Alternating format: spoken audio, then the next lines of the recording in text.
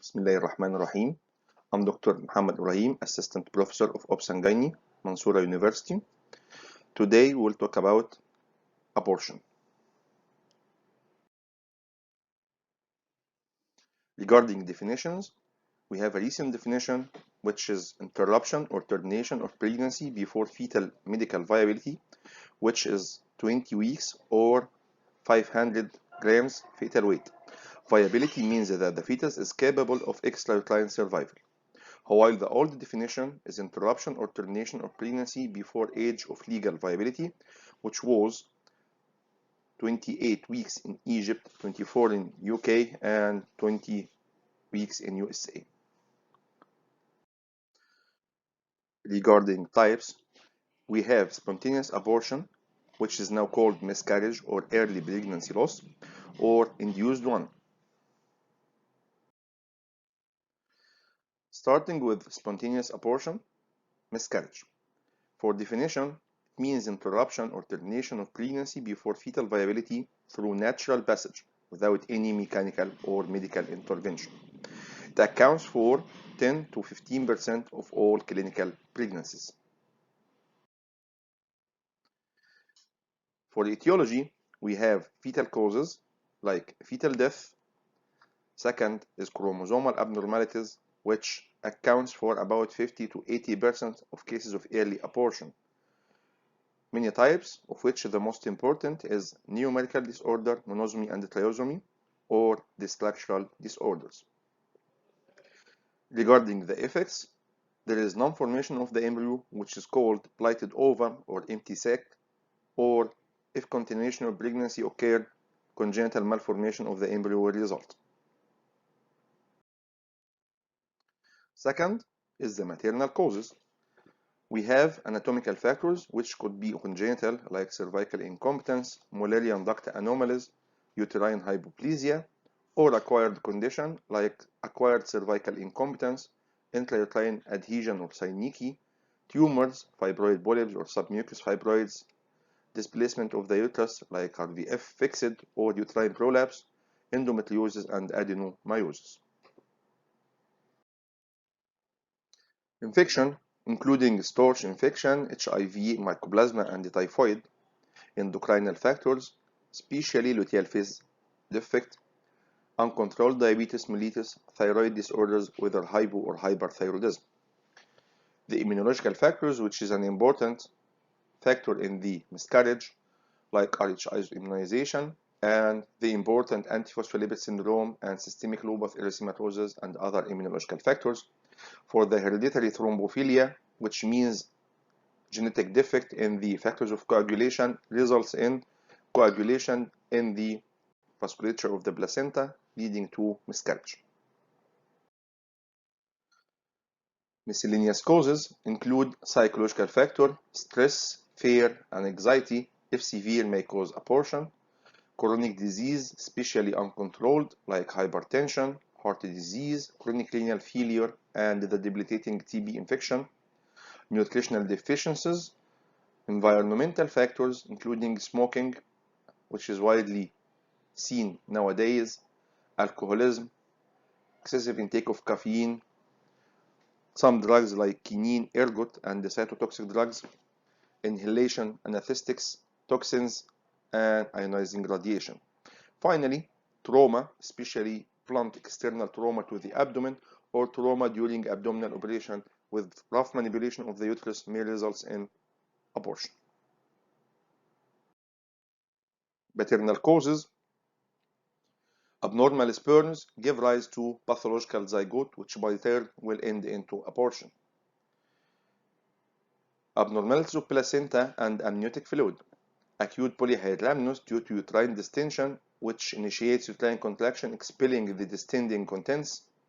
Circumvallate or marginate placenta or partial vesicular mole. And finally, if we didn't find any cause of the above four major categories, we claim that we have idiopathic miscarriage.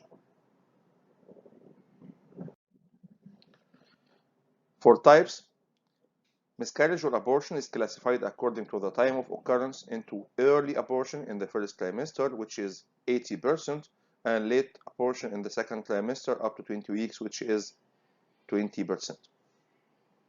According to the number, we have accidental or isolated or sporadic abortion.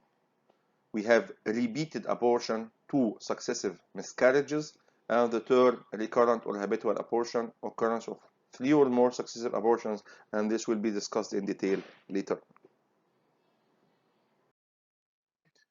How abortion occurs, the mechanism is different according to the age, the gestational age. Less than 8 weeks gestational age, there is repeated attacks of cardiodecidual separation until complete separation of gestational sac. The sac is in the uterine cavity. Uterus deals with it as a foreign body. Uterine contractions, then expulsion of products of conception outside the uterus. While pregnancy between 8 and 12 weeks, there is rupture of the decidua capsularis with expulsion of the fetus followed by separation and expulsion of the decidua. More than 12 weeks is considered like a miniature labor, where rupture of membrane starts, then followed by expulsion of the fetus, followed by expulsion of the placenta. What about pathological changes in aborts? We have what's called blighted ovum, which is defined as anembryonic pregnancy or ova-dysgenesis. It is a sac with large volume of fluid, absent embryonic pool. By ultrasound, it will shown as ill-defined gestational sac, small gestational sac in relation to the gestational age, or absent embryonic pool with a sac measuring more than 30 millimeters, 8 weeks gestation.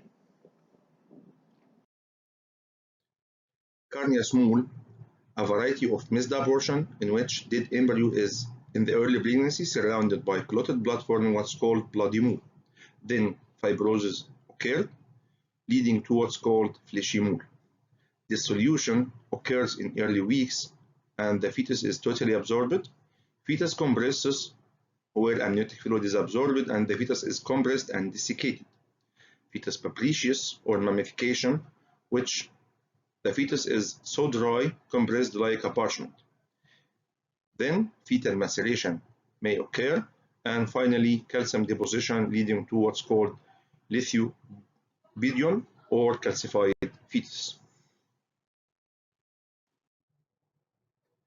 For the complications, we have early complications including hemorrhage, infection, which is called septic abortion, shock, whether for hypovolemic, septic, or neurogenic shock, trauma with uterine perforation, cervical or vaginal laceration during attempts of surgical evacuation by inexperienced personnel, Rh isoimmunization in the Rh negative females, so we should give the anti-D immunoglobulins for Rh negative females in all types of abortion to guard against Rh isoimmunization.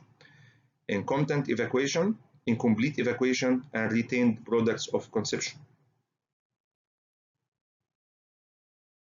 For the late complications, we have what's called intrauterine adhesion or synecdoche, resulting in secondary infertility, sometimes ectopic pregnancy resulting from chronic endometritis and salpingitis, placenta previa, placental abruption, cervical incompetence, traumatic injury to the cervical canal and cervical osses, low birth weight due to prematurity and IGR in subsequent pregnancies. For the clinical picture, we have symptoms and signs. For symptoms, sure, we have symptoms of pregnancy. This is followed by appearance of vaginal bleeding, usually occurs before pain and is variable in amount and color according to the type of abortion. Pain usually occurs after bleeding and is variable according to the type of abortion. Then passage of products of conception and passage of watery fluid per vagina due to rupture of membrane in second trimester abortion cases. For the signs, we have general signs including pallor, tachycardia, hypotension according to the amount of lost blood. Local, we have uterine size in relation to the period of amenorrhea, sometimes it's equal to the period of amenorrhea or lower than if part of the process of conception is expelled. Cervix is either closed or opened according to the clinical type of abortion, and finally, membranes either intact or ruptured according to the state of abortion.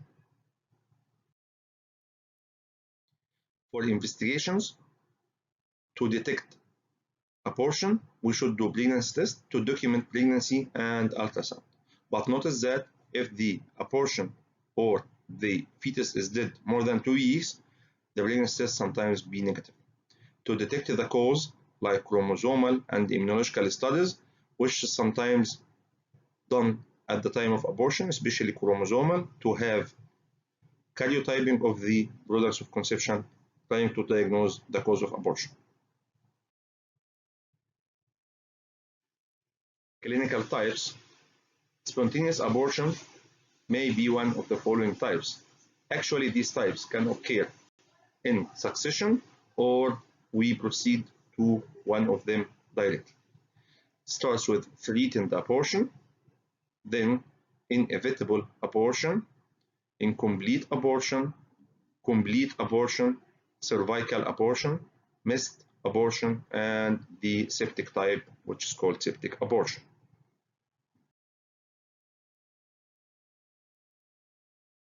This photo shows different types of abortion. Notice in the threatened abortion, the first photo, there is trickling of blood and the cervix is closed and pain is limited. Pregnancy is okay. The fetus is in situ and still living. In the case of inevitable abortion, the fetus is still living, attached to the uterus, but the cervix is open and the bleeding increased. Then in the incomplete abortion, the fetus is expelled outside the uterus and there is placenta and membranes and the cervix is still opened. Cases of missed abortion, the cervix is closed, no bleeding, but the fetus is dead and duration of the pregnancy is more than measured by ultrasound. Special type, which is cervical abortion, where the fetus and the placenta is totally separated and expelled outside the uterine cavity, but retained into the cervical canal above the level of the cervical external os. This table demonstrates the differences between different types of miscarriage, starting from the threatened abortion, and then inevitable one, incomplete, and complete. Notice in the fate of threatened abortion, sometimes cases continue pregnancy and sometimes it's changed into inevitable and missed abortion. Usually, the first thing in the diagnosis is to differentiate the cervix is opened or not and the degree of pain and bleeding. This will categorize the case into one of these categories.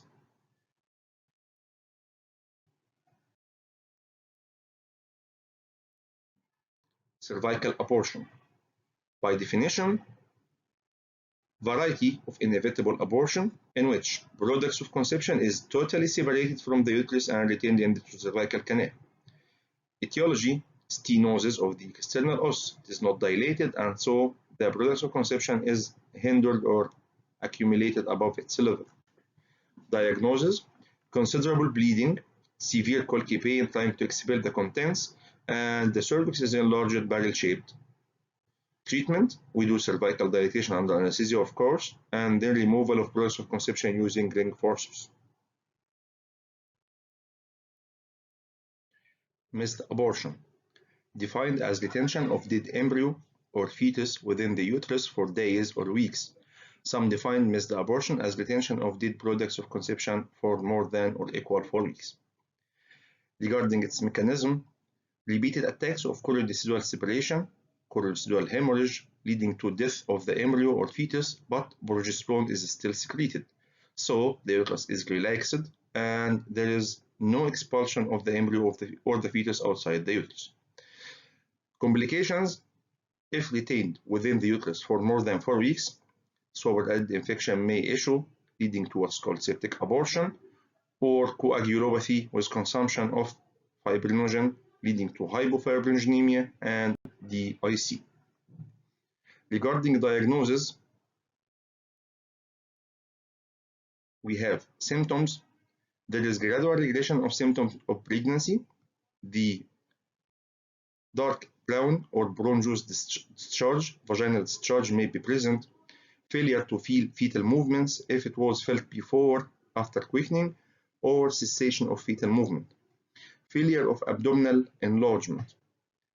Regarding signs, uterine size, of course, lower than the duration of amenorrhea. Examining the cervix revealed closed cervix. Fetal heart sounds are not audible. For investigations, pregnancy tests become negative if the death of the fetus was more than 2 weeks ago.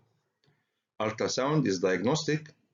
In case of missed abortion or blighted ovum, will usually give typical picture of deformed gestational sac with absence of fetal heartbeats or fetal pool. And if the pregnancy is more than 8 weeks, we'll notice absence of cardiac pulsation. Differential diagnosis, causes of undersized uterus or fundal level lower than duration of amenorrhea, and causes of the snowstorm appearance on ultrasound, vesicular mole, missed abortion, and generated submucous fibroid. For treatment, sometimes we adapt expectant treatment if there is no complications, no infection or DIC, and we should wait for 3 to 4 weeks because spontaneous evacuation of the uterus will occur in most cases. We proceed to termination of pregnancy in cases of inevitable abortion or as indicated in the following conditions: non-occurrence of spontaneous evacuation after 4 weeks, development of bleeding, infection, or coagulopathy, and the patient is very anxious. And we usually don't do that. We usually give a cover of antibiotic and proceed for termination of pregnancy medically, and in most cases this is successful. If any complication issued, we should do treatment of complications. Septic abortion. This is defined as infection superimposed on any type of abortion. The claimed organisms include Staphylococcus aureus, hemolytic streptococci, E. coli, anaerobes, Clostridium mollicii, the dangerous one, and bacteroides. Routes of infection, either exogenous from attendance, septic instruments, or towels during manipulation, endogenous from the lower genital tract flora, which becomes pathogenic, or autogenous or hematogenous, while infection spreads from septic focus anywhere in the body through bloodstream. For the pathology, infection may be in the products of conception, which is called infected abortion, or may reach to the uterine wall causing endometritis, or may reach to the circulation resulting in what's called septicemia. Complications: septic shock, acute renal failure, and DIC. For the diagnosis, symptoms and signs, clinical picture of any type of abortion. As we mentioned, infection can occur on top of any type of abortion, especially the criminal one. Any criminal abortion should be considered septic abortion until proved otherwise. General manifestations of infection like anorexia, nausea, vomiting, headache, malaise, and toxic look, fever and tachycardia. There is lower abdominal pain, offensive vaginal discharge, and tender subinvoluted uterus with tender cervical motion with manifestations of complications, either septic shock or DIC. To investigate septic abortion, we should do ultrasound. We find remnants of process of conception in the uterus. CBC will reveal leukocytosis. Culture and sensitivity testing from the vaginal discharge or blood in case of septicemia, doing blood film and the blood culture and sensitivity. Investigation for complications, we should evaluate the kidney function and the coagulation profile, try to find any complication. For prevention, avoid criminal abortion. As we mentioned, it is considered septic until proved otherwise. Use the strict aseptic precautions and give antibiotics during manipulation or evacuation of the uterine contents. For the treatment, we should isolate the patient, bed rest in a semi-sitting position, which will help drainage of the infection and infected discharge from the uterus. Light nutritive diet and liberal fluids, give analgesics, antibiotics, and antibiotics. We usually start with the triple antibiotics to cover the whole spectrum of the microorganisms: full spectrum penicillin or cephalosporin, plus gentamicin and metronidazole. This will cover the mixed infection and then change according to the results of culture and sensitivity testing after doing the swab. Sometimes we need anti-gas gangrene serum if the Clostridium mollishae infection is encountered or suspected. Of course, we should correct the general condition of the patient using and-shock measures with intravenous fluids, fresh blood transfusion, which will increase immunity, and we can give corticosteroids.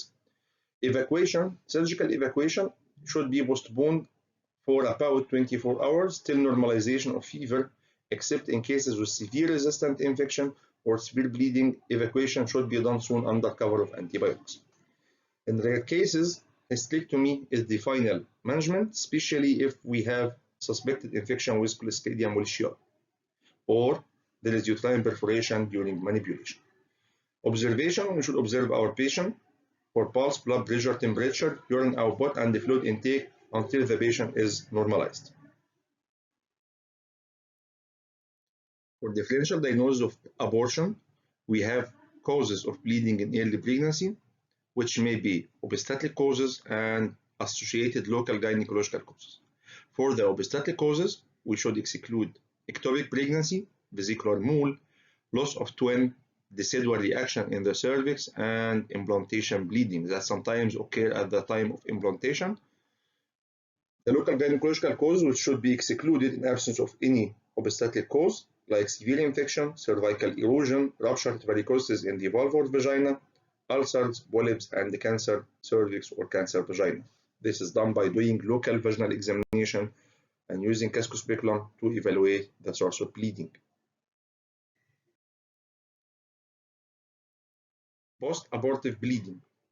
By definition, persistent or recurrent vaginal bleeding within 4 weeks after abortion.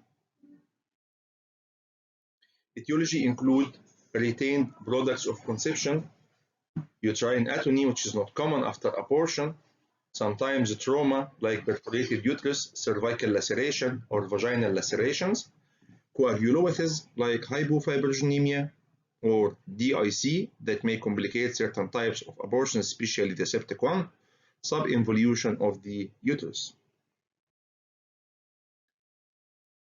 Sometimes infection causing endometritis and local causes in the uterus like fibroids or polyp or RVF uterus may be the cause. We should also exclude gestational trophoblastic tumor and sometimes hormonal factors like hyperthyroidism or hypoovarian function due to pituitary failure.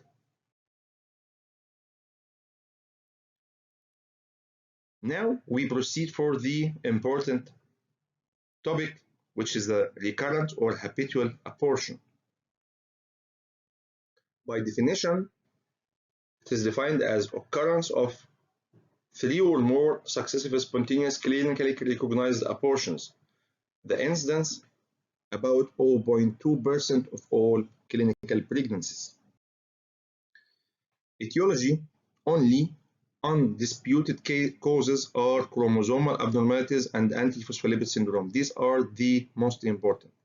Sometimes we have fetal cause, which includes chromosomal abnormalities, especially trisomy. Trisomy 16 actually is the most common. Maternal causes like anatomical factor in the uterus, infection, endocrinal factors, luteal phase defect, uncontrolled diabetes, and hypo or hyperthyroidism, immunological factors, especially the antiphospholipid syndrome, hereditary thrombophilia, miscellaneous causes like psychological factor, chronic debilitating disease, and nutritional deficiencies. After excluding all these causes, we have about 33 to 50% of cases are idiopathic without definite cause, and of course management will be empirical. How we can proceed for evaluation for a case of recurrent or habitual miscarriage. Starting by history, we should evaluate personal history. Increased maternal or maternal age may be a cause or may help to reach a cause. obstetric history, deliveries, history of difficult labor may point to trauma to the cervix leading to incompetent cervix. We should analyze history of previous abortions regarding the number and the pattern, duration of pregnancy at which the abortion occurred. Recurrent early abortion usually points to chromosomal abnormalities, which is the commonest cause, sometimes anatomical factor like submucous fibroid, luteal phase defect, antiphospholipid syndrome, or chronic nephritis. Recurrent abortion with decreasing duration of pregnancy usually points to cervical incompetence or RH incompatibility, although RH incompatibility is now a rare cause owing to the usual use of anti-D immunoglobulins. Recurrent abortion with increasing duration of pregnancy usually points to hypoplasia of the uterus or the syphilis. Characters of abortion should also be evaluated. Was it living? That means usually a local uterine cause like cervical incompetence. Did usually try to find a general or fatal cause for abortion. Special characters of the miscarriage. We should evaluate characters of abortion of cervical incompetence. From past history, we should find any medical disorder that can point like diabetes, like uncontrolled hypertension, chronic renal disease, history of infections, surgical or gynecological operations that can explain incompetent cervix or other lesions, family history, consanguinity, or family history of thrombophilia, present history, gestational age, symptoms of pregnancy, symptoms of abortion or cervical cerclage. Examination, signs of the cause can be detected like medical disorder or examination of the general manifestations of any associated disease. For investigations, we have to do two investigations. The first are for detection of the cause. Genetic study, like we mentioned, early abortion usually points for chromosomal abnormalities. We do genetic study for both parents, and if we can have a biopsy from the abortus, it will be very diagnostic. Investigations for anatomical defects, we can use histocylbangiogram or hysteroscopy in non-pregnant cases. Ultrasound would help also in detection. Serological tests for infection, actually not important nowadays. Hormonal profile for endocrinal defects, luteal phase defect, diabetes mellitus, hypo or hyperthyroidism. Hereditary thrombophilia screening, investigations for maternal chronic disease. For monitoring of subsequent pregnancy, we do serial serum beta HCG assessment to find out the doubling of the HCG. We should evaluate ultrasound, maternal serum alpha fetoprotein to screen for chromosomal abnormalities, and fetal karyotyping by chorionic villus sampling or amniocentesis.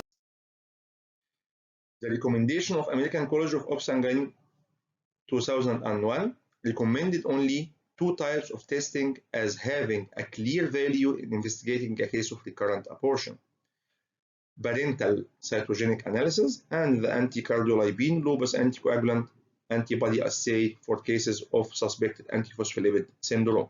This is the only two recommended evaluations. Regarding the treatment of recurrent abortion, before pregnancy, we can treat any associated cause if treatable. We should control strictly the general condition of the mother. We should correct any disease, any hormonal abnormality, and of course, infection should be treated. During subsequent pregnancy, general lines includes reassurance and psychological support, rest, physical and mental, avoid intercourse, adequate diet, vitamins, mineral supplementation. And then we should treat the cause if possible. Cervical cerclage, if it is indicated, we should supply natural progesterone, may be beneficial, especially if we have documented luteal phase defect. Optimal glycemic control in cases of diabetic patient, antithrombotic therapy using either aspirin or combination of aspirin or heparin for antiphospholipid syndrome or thrombophilia once pregnancy is confirmed and continued throughout pregnancy. We should control any chronic disease. We should control diabetes, hypertension, renal disease, or whatever the chronic condition. Observation for development of any problems as preeclampsia, preterm labor, and IUGR. Sometimes we give early prophylactic corticosteroids at 28 weeks of gestation to enhance lung maturity.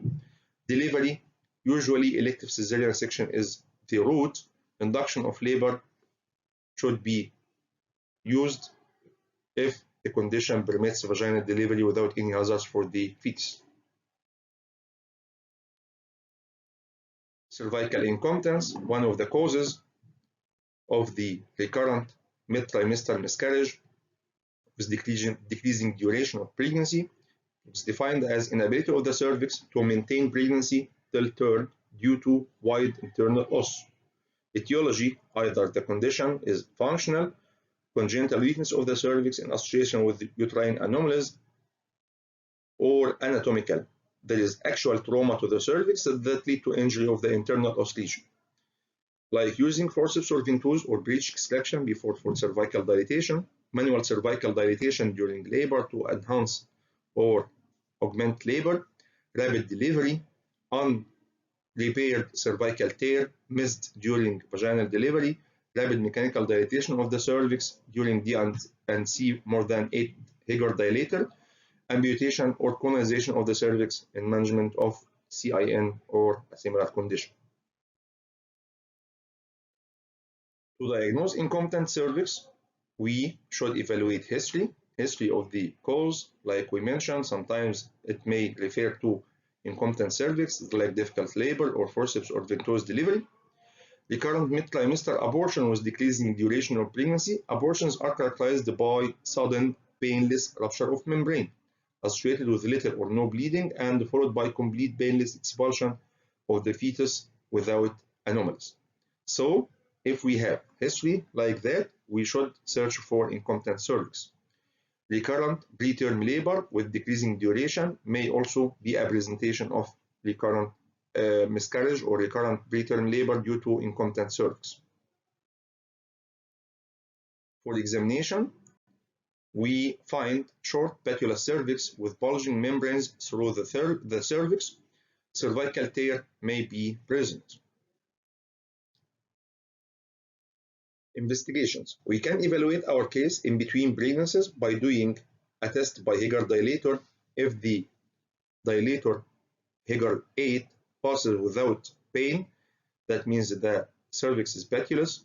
Histossalpingogram, sometimes it shows wide internal os with funneling of the cervix, and hysteroscopy is admitted easily without any dilatation. During pregnancy, we do evaluation of the cervix at the 10th or 16th week. We find wide internal os more than 8 millimeters, short cervix less than 2 centimeters, funneling of the cervix with preclusion of membranes through cervical canal. For prevention, we should avoid the causative factors, especially traumatic vaginal delivery, and properly repairing the cervical tears. For the treatment, in between pregnancies, some operations are developed to regain cervical competence. However, they are not so successful as sarcillage. During pregnancy, we can do cervical circlage, which is defined as encircling cervical canal with a suture to support the weak cervix. It is ideally done between 12 weeks to ensure absence of fetal abnormalities, and 14 weeks after that the uterine manipulation is difficult. For the technique, we have 3 types.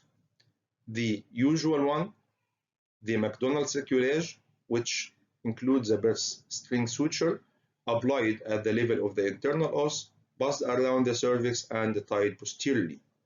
The original Schrodinger's circulage, the tied suture is passed around the internal os under vaginal mucosa through 2 small transverse vaginal incisions at 6 and 12 o'clock after upward mobilization of the bladder and peritoneum of the Douglas pouch.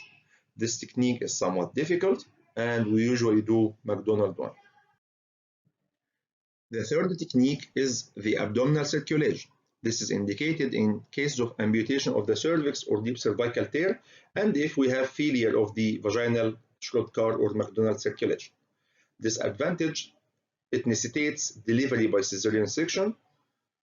We usually remove the cervical stitch at 37 weeks if the technique of vaginal cerclage was used, while it is removed during cesarean section if we do cesarean section in the presence of abdominal cerclage. This photo shows the site of application of the cerclage and the McDonald one, where the birth string is applied and tied posteriorly.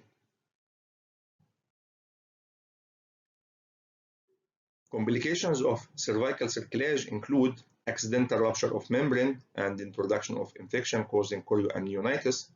Sometimes we add cervical laceration or cervical hematoma due to injury of the cervical branch of uterine artery, which should be avoided by application of the suture at 3 and 9 o'clock of the cervix.